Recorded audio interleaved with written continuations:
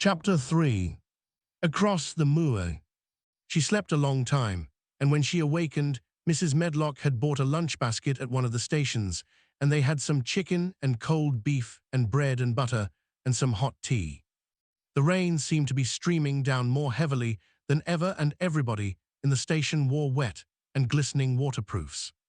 The guard lighted the lamps in the carriage, and Mrs. Medlock cheered up very much over her tea and chicken and beef. She ate a great deal and afterward fell asleep herself, and Mary sat and stared at her and watched her fine bonnet slip on one side until she herself fell asleep once more in the corner of the carriage, lulled by the splashing of the rain against the windows. It was quite dark when she awakened again. The train had stopped at a station, and Mrs. Medlock was shaking her. "You have had a sleep," she said. "It's time to open your eyes. We're at Thwaite Station, and we've got a long drive before us." Mary stood up and tried to keep her eyes open while Mrs. Medlock collected her parcels. The little girl did not offer to help her, because in India native servants always picked up or carried things, and it seemed quite proper that other people should wait on one. The station was a small one, and nobody but themselves seemed to be getting out of the train. The station master spoke to Mrs. Medlock in a rough, good-natured way, pronouncing his words in a queer broad fashion which Mary found out afterward was Yorkshire. "I see Thar's got back," he said, "and Thar's browt th young un with thee." "Aye, that's her," answered Mrs. Medlock, speaking with a Yorkshire accent herself and jerking her head over her shoulder toward Mary. "How est thy missus?" "Well, ye know, th carriage is waitin' outside for thee." A brougham stood on the road before the little outside platform.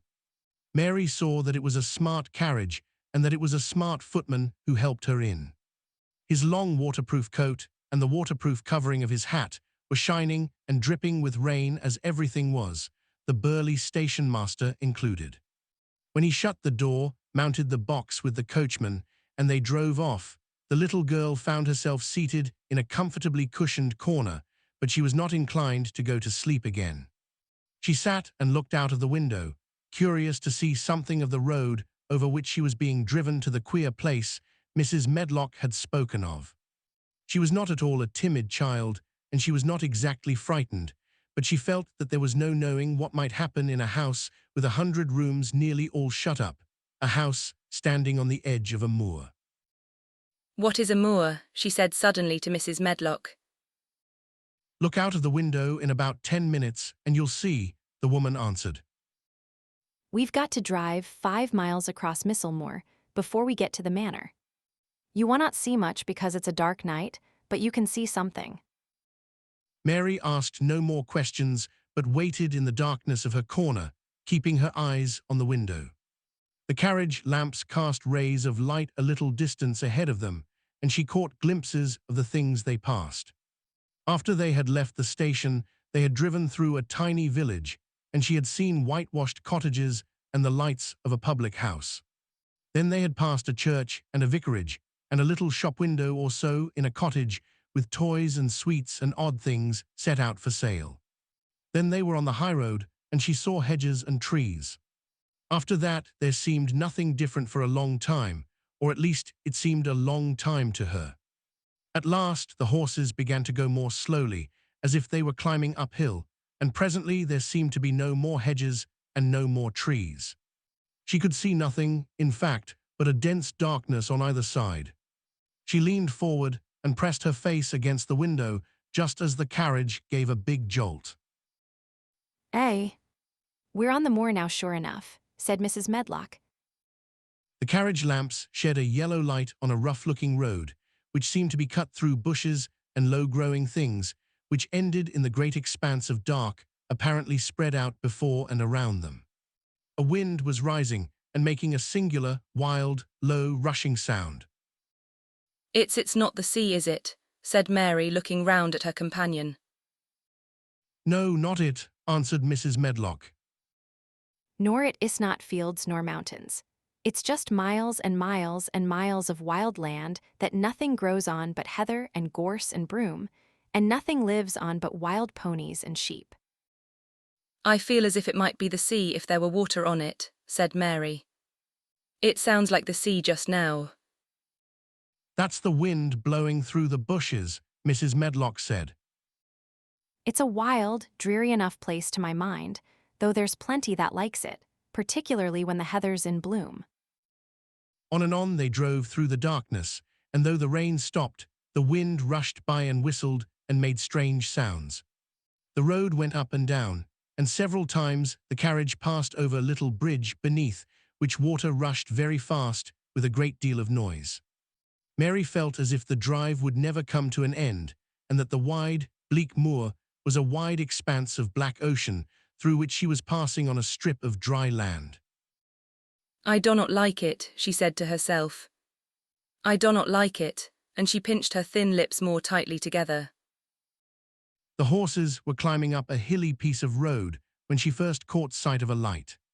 Mrs. Medlock saw it as soon as she did, and drew a long sigh of relief.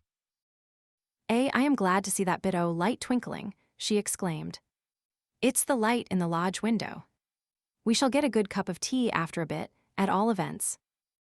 It was after a bit, as she said, for when the carriage passed through the park gates, there was still 2 miles of avenue to drive through, and the trees, which nearly met overhead, made it seem as if they were driving through a long, dark vault. They drove out of the vault into a clear space and stopped before an immensely long but low-built house, which seemed to ramble round a stone court.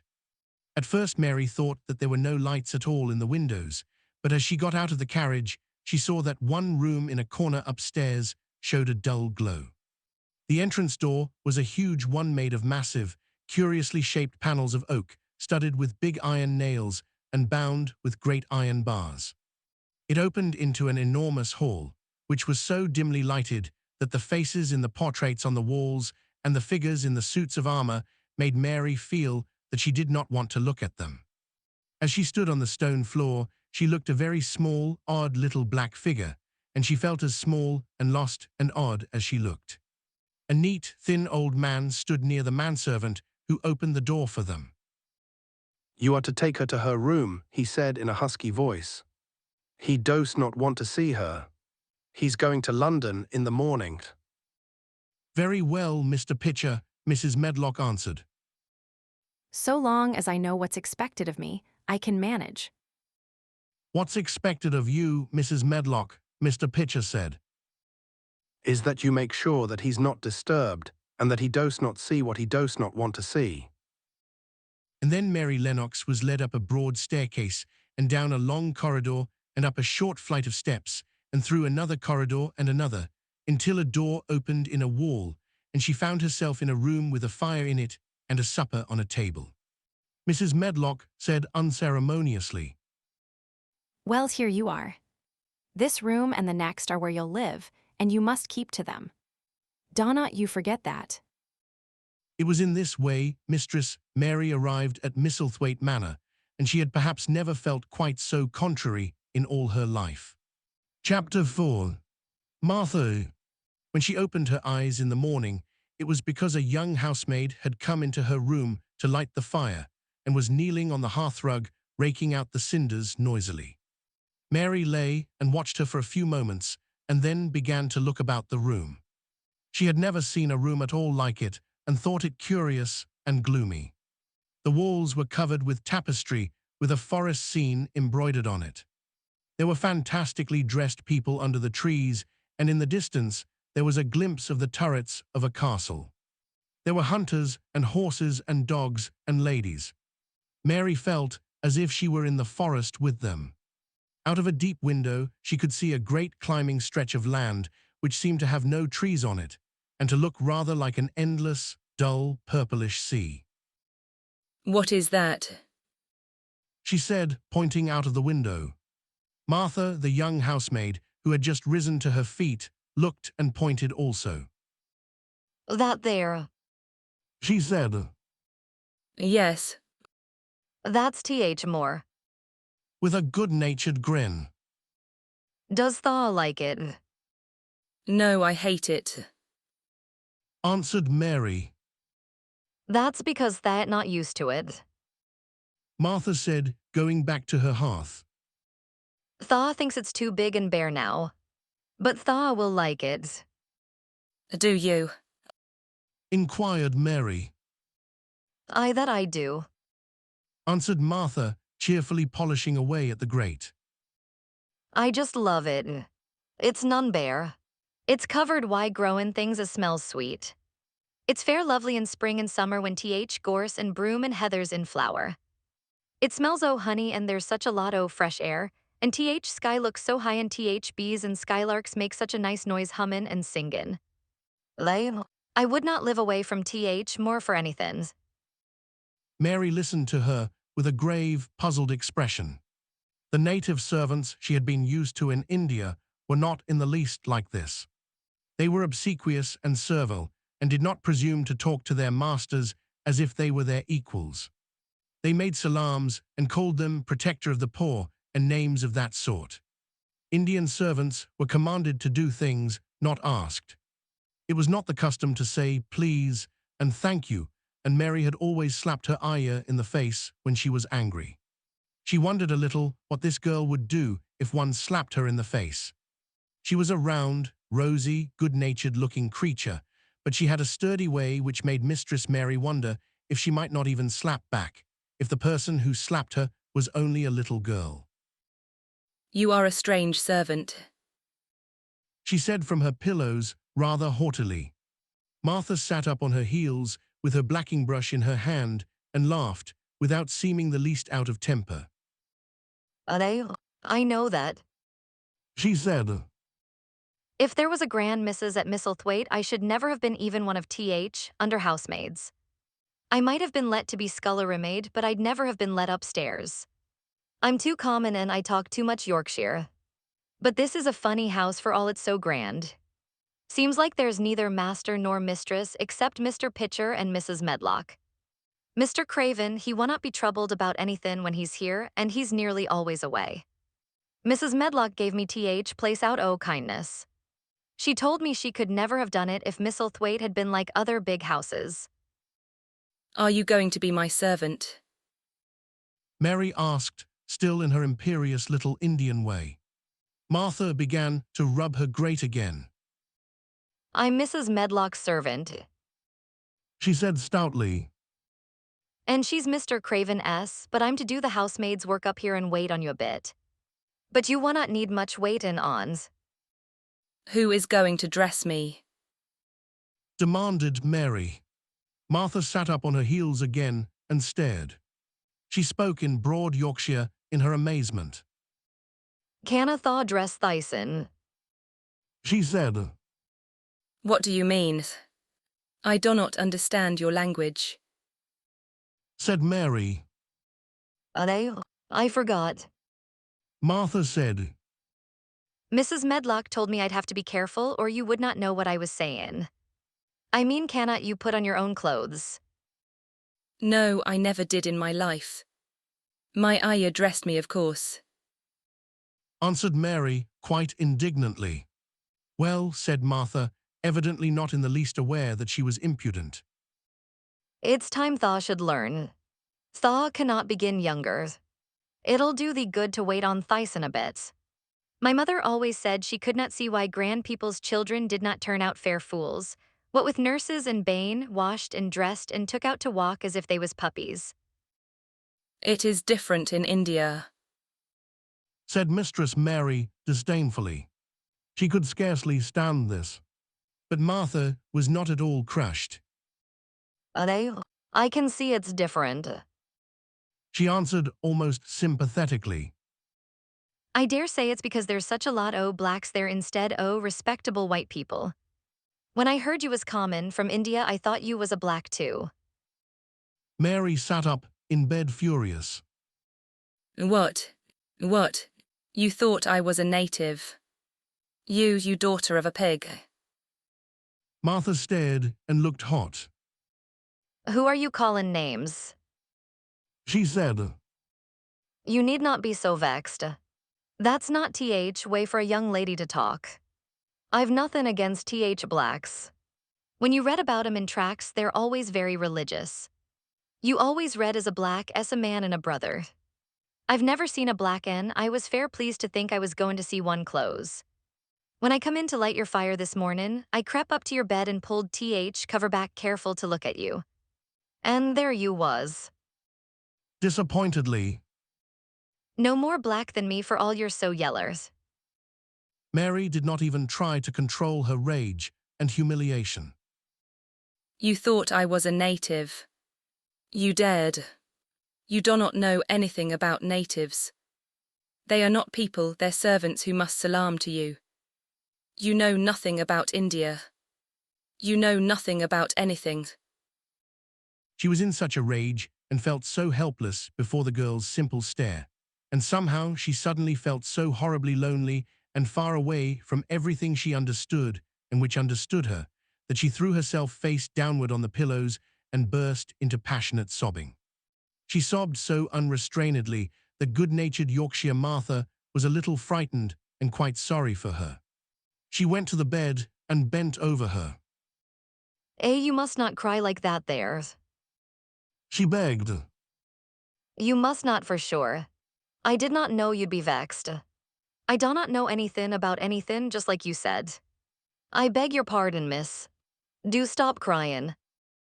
There was something comforting and really friendly in her queer Yorkshire speech and sturdy way which had a good effect on Mary. She gradually ceased crying and became quiet. Martha looked relieved. It's time for thee to get up now. She said, Mrs. Medlock said I was to carry thaw, breakfast and tea and dinner into room next to this.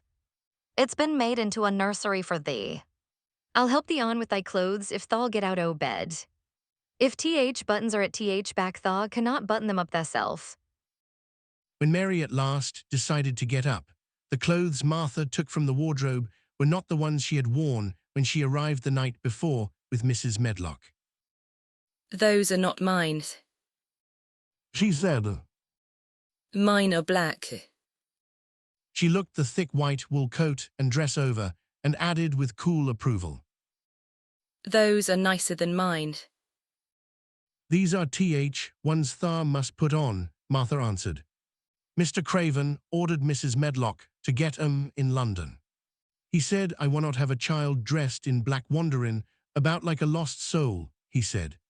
It'd make the place sadder than it is. Put colour on her. Mother, she said, she knew what he meant. Mother always knows what a body means. She does not hold with black hersel, I hate black things. said Mary. The dressing process was one which taught them both something. Martha had buttoned up her little sisters and brothers, but she had never seen a child who stood still and waited for another person to do things for her as if she had neither hands nor feet of her own. Why dost not thaw put on thy own shoes? She said when Mary quietly held out her foot. My ayah did it. Answered Mary, staring. It was the custom. She said that very often it was the custom. The native servants were always saying it. If one told them to do a thing their ancestors had not done for 1,000 years, they gazed at one mildly and said, "It is not the custom," and one knew that was the end of the matter. It had not been the custom that Mistress Mary should do anything but stand and allow herself to be dressed like a doll, but before she was ready for breakfast, she began to suspect that her life at Misselthwaite Manor would end by teaching her a number of things quite new to her, things such as putting on her own shoes and stockings and picking up things she let fall. If Martha had been a well-trained, fine young lady's maid, she would have been more subservient and respectful and would have known that it was her business to brush hair and button boots and pick things up and lay them away.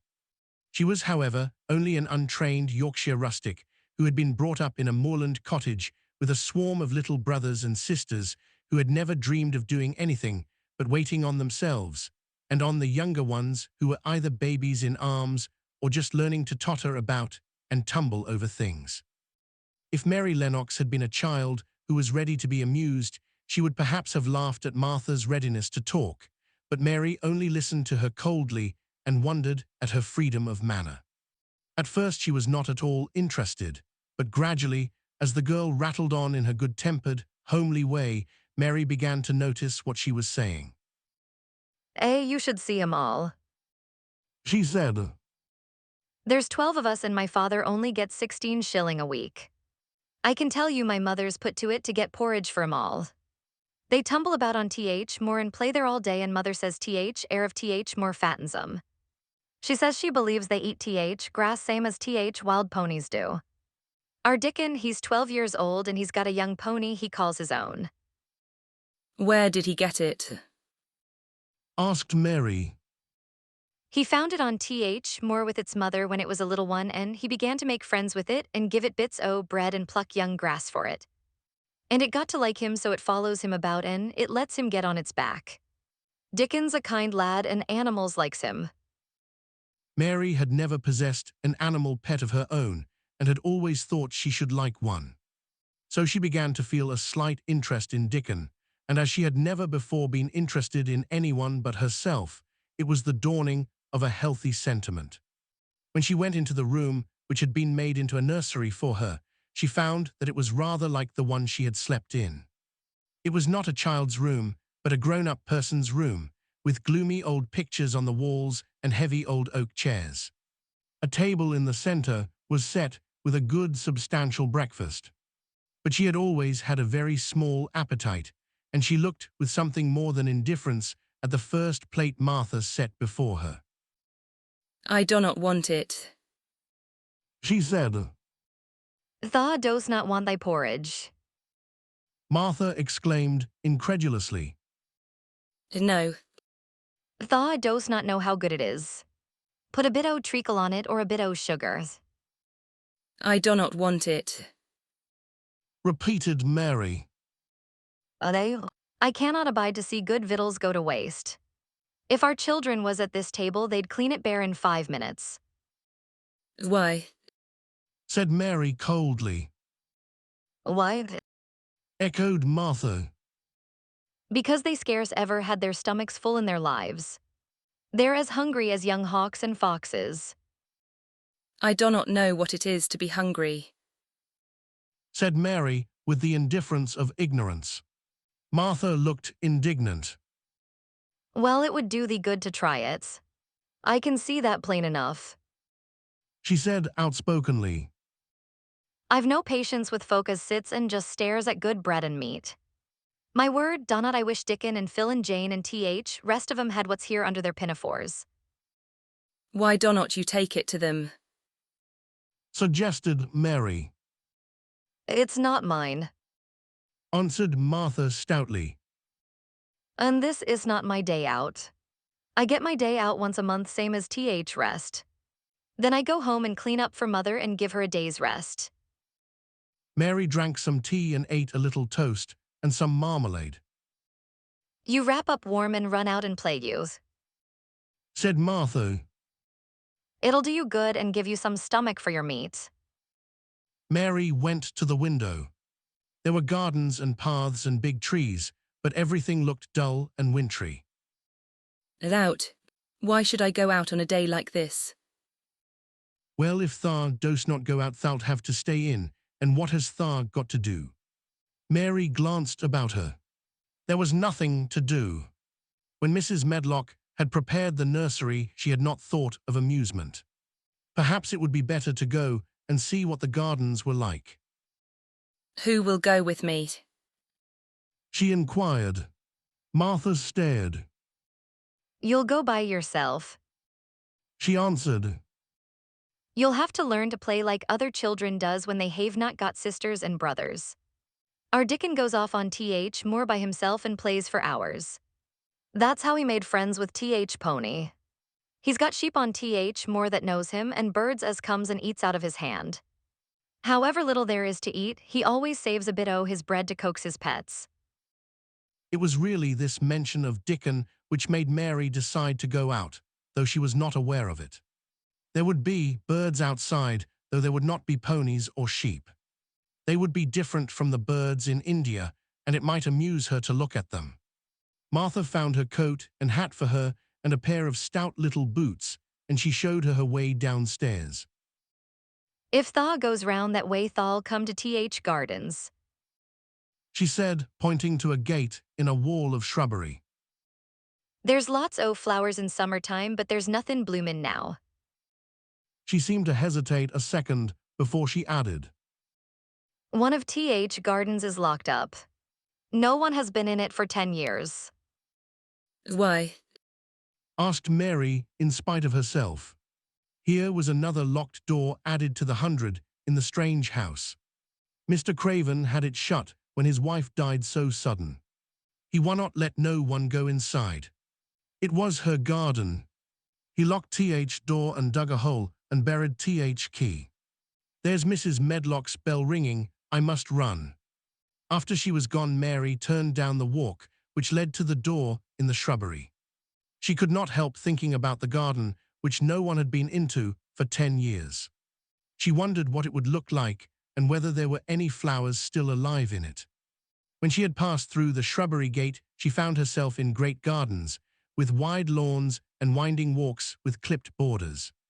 There were trees and flower beds and evergreens clipped into strange shapes, and a large pool with an old grey fountain in its midst. But the flower beds were bare and wintry, and the fountain was not playing. This was not the garden which was shut up. How could a garden be shut up? You could always walk into a garden. After she was gone, Mary turned down the walk which led to the door in the shrubbery. She could not help thinking about the garden which no one had been into for 10 years. She wondered what it would look like and whether there were any flowers still alive in it. When she had passed through the shrubbery gate, she found herself in great gardens, with wide lawns and winding walks with clipped borders.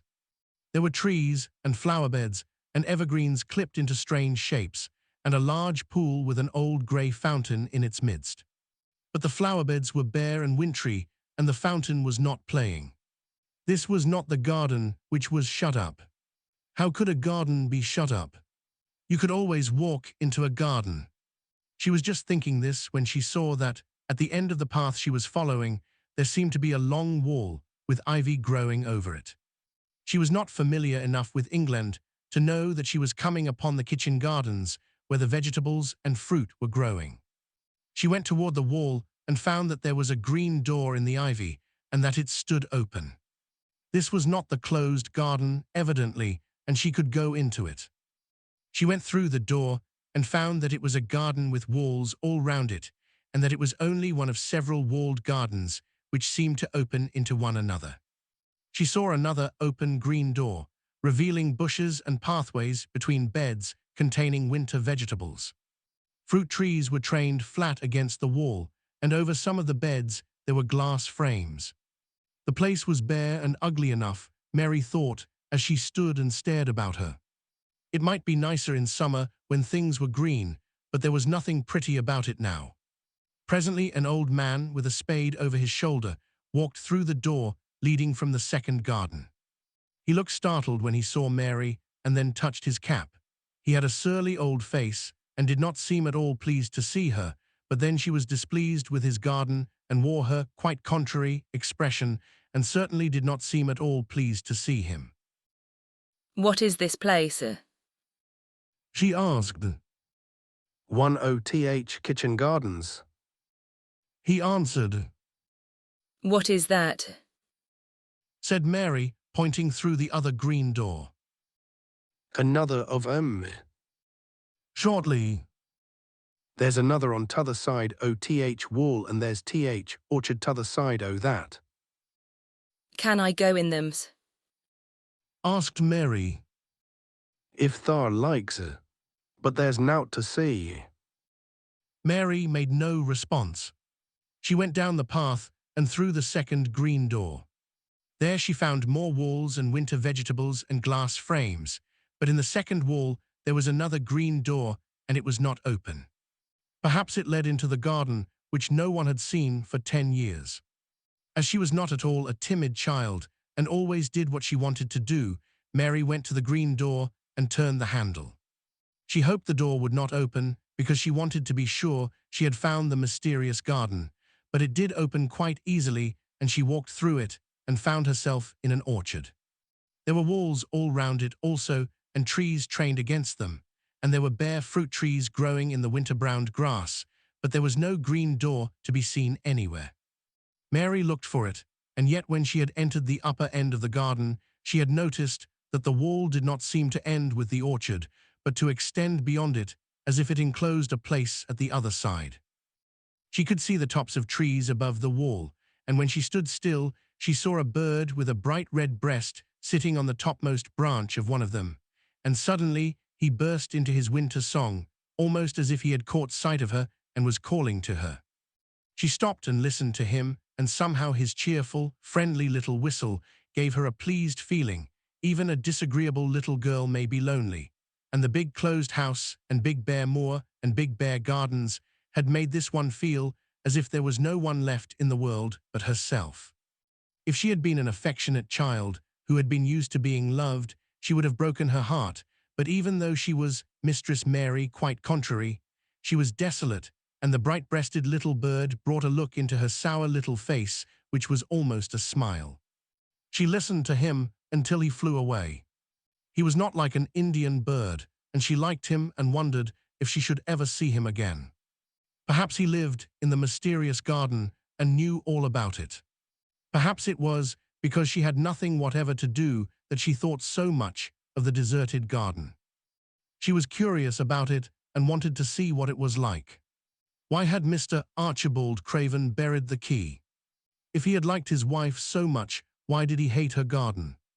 She wondered if she should ever see him, but she knew that if she did she should not like him, and he would not like her, and that she should only stand and stare at him and say nothing, though she should be wanting dreadfully to ask him why he had done such a queer thing. People never like me, and I never like people. She thought. And I never can talk as the Crawford children could. They were always talking and laughing and making noises. She thought of the robin and of the way he seemed to sing his song at her, and as she remembered the treetop he perched on, she stopped rather suddenly on the path. I believe that tree was in the secret garden, I feel sure it was.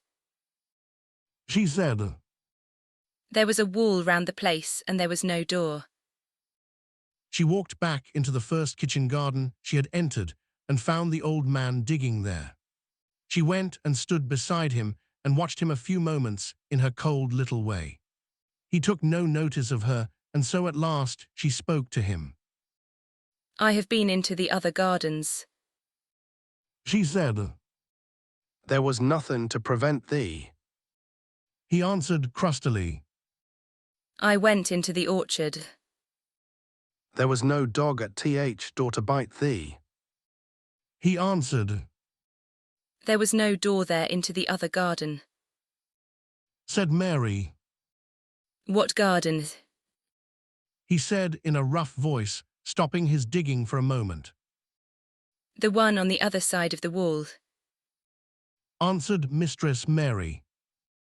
There are trees there, I saw the tops of them. A bird with a red breast was sitting on one of them, and he sang. To her surprise, the surly old weather-beaten face actually changed its expression. A slow smile spread over it, and the gardener looked quite different. It made her think that it was curious how much nicer a person looked when he smiled. She had not thought of it before. He turned about to the orchard side of his garden and began to whistle, a low, soft whistle. She could not understand how such a surly man could make such a coaxing sound. Almost the next moment, a wonderful thing happened. She heard a soft little rushing flight through the air, and it was the bird with the red breast flying to them, and he actually alighted on the big clod of earth quite near to the gardener's foot. Here he is, Chuckled the old man, and then he spoke to the bird as if he were speaking to a child. Where has thou been, thou cheeky little beggar? He said. I've not seen thee before today. Has thou begun thou courting this early in season? Thou'rt too forrard. The bird put his tiny head on one side and looked up at him with his soft, bright eye, which was like a black dewdrop. He seemed quite familiar and not the least afraid. He hopped about and pecked the earth briskly, looking for seeds and insects. It actually gave Mary a queer feeling in her heart, because he was so pretty and cheerful and seemed so like a person. He had a tiny plump body and a delicate beak and slender, delicate legs. Will he always come when you call him? She asked almost in a whisper. Aye, that he will. I've knowed him ever since he was a fledgling. He come out of TH, nest in TH other garden, and when first he flew over TH wall he was too weak to fly back for a few days and we got friendly. When he went over TH, wall again TH, rest of TH brood was gone and he was lonely and he come back to me. What kind of a bird is he? Mary asked. Dose not thar know. He's a robin redbreast and they're TH friendliest, curiousest birds alive. They're almost as friendly as dogs if you know how to get on with 'em. Watch him peckin' about there and lookin' round at us now and again. He knows we're talkin' about him. It was the queerest thing in the world to see the old fellow. He looked at the plump, little scarlet waistcoated bird as if he were both proud and fond of him. He's a conceited one. He chuckled. He likes to hear folk talk about him. And curious, bless me, there never was his like for curiosity and meddlin'. He's always common to see what I'm plantin'. He knows all TH, things Mr. Craven never troubles Hissel to find out. He's TH head gardener, he is. The robin hopped about busily pecking the soil and then stopped and looked at them a little. Mary thought his black dewdrop eyes gazed at her with great curiosity. It really seemed as if he were finding out all about her. The queer feeling in her heart increased. Where did the rest of the brood fly to? She asked. There's no knowin'. The old ones turn 'em out o' their nest and make 'em fly and they're scattered before you know it. This one was a knowin' one and he knew he was lonely. Mistress Mary went a step nearer to the robin and looked at him very hard. I'm lonely. She said. She had not known before that this was one of the things which made her feel sour and cross. She seemed to find it out when the robin looked at her and she looked at the robin. The old gardener pushed his cap back on his bald head and stared at her a minute. Art thar TH little wench from India? He asked. Mary nodded. Then no wonder thou'rt lonely. Thou'lt be lonelier before thar es done. He said. He began to dig again, driving his spade deep into the rich black garden soil, while the robin hopped about very busily employed. What is your name? Mary inquired. He stood up to answer her. Ben Weatherstaff. He answered, and then he added with a surly chuckle. I'm lonely Missel, except when he's with me. And he jerked his thumb toward the robin. He's TH only friend I've got. I have no friends at all. Said Mary. I never had. My ayah did not like me, and I never played with anyone. It is a Yorkshire habit to say what you think with blunt frankness, and old Ben Weatherstaff was a Yorkshire Moor man. Thar and me are a good bit alike. He said. We was wove out of TH same cloth. We're neither of us good looking, and we're both of us as sour as we look. We've got the same nasty tempers, both of us, I'll warrant. This was plain speaking, and Mary Lennox had never heard the truth about herself in her life. Native servants always salaamed and submitted to you, whatever you did. She had never thought much about her looks, but she wondered if she was as unattractive as Ben Weatherstaff, and she also wondered if she looked as sour as he had looked before the robin came. She actually began to wonder also if she was nasty-tempered. She felt uncomfortable. Suddenly, a clear, rippling little sound broke out near her, and she turned round. She was standing a few feet from a young apple tree, and the robin had flown on to one of its branches and had burst out into a scrap of a song. Ben Weatherstaff laughed outright. What did he do that for? Asked Mary. He's made up his mind to make friends with they. replied Ben. Dang me if he has not took a fancy to thee. To me. Said Mary, and she moved toward the little tree softly and looked up. Would you make friends with me? She said to the robin, just as if she was speaking to a person. Would you? And she did not say it either in her hard little voice or in her imperious Indian voice, but in a tone so soft and eager and coaxing that Ben Weatherstaff was as surprised as she had been when she heard him whistle. Why? He cried out. Thar said that as nice and human as if Thar was a real child instead of a sharp old woman. Thar said it almost like Dickon talks to his wild things on Moor. Do you know Dickon? Mary asked, turning round rather in a hurry. Everybody knows him. Dickon's wanderin' about everywhere. Very blackberries and heatherbells knows him. I warrant foxes shows him where their cubs lies and skylarks dose not hide their nests from him. Mary would have liked to ask some more questions. She was almost as curious about Dickon as she was about the deserted garden. But just that moment, the robin, who had ended his song, gave a little shake of his wings, spread them, and flew away. He had made his visit and had other things to do. He has flown over the wall. Mary cried out, watching him. He has flown into the orchard. He has flown across the other wall into the garden where there is no door. He lives there, said old Ben. He came out egg there. If he's caught in, he's mackin' up to some young madam of a robin that lives among old rose trees there. Rose trees? Said Mary. Are there rose trees? Ben Weatherstaff took up his spade again and began to dig. There was 10 year ago. He mumbled. I should like to see them. Said Mary. Where is the green door? There must be a door somewhere. Ben drove his spade deep and looked as uncompanionable as he had looked when she first saw him. There was 10 year ago, but there is not now. He said. No door. Cried Mary. There must be. None as anyone can find, and none as is anyone's business. Do not you be a meddlesome wench and poke your nose where it's no cause to go. Here I must go on with my work.